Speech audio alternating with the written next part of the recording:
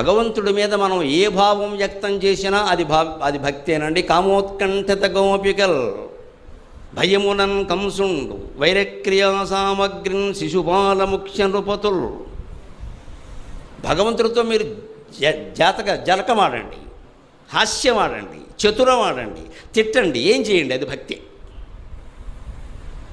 ఇలా చేయించా అలా చేయించాడు భగవంతుడి దగ్గర ఏదైనా చేయొచ్చు. ఎందుకంటే ఆయన అన్నీ తిట్టాలన్నంత కోపం వస్తే పూజామందిరంలో తెలిపేసి దేవుడినే తిట్టండి, ఏం పర్వాలా. ఎవరినో తిడితే కత్తి వేసుకొస్తాడు.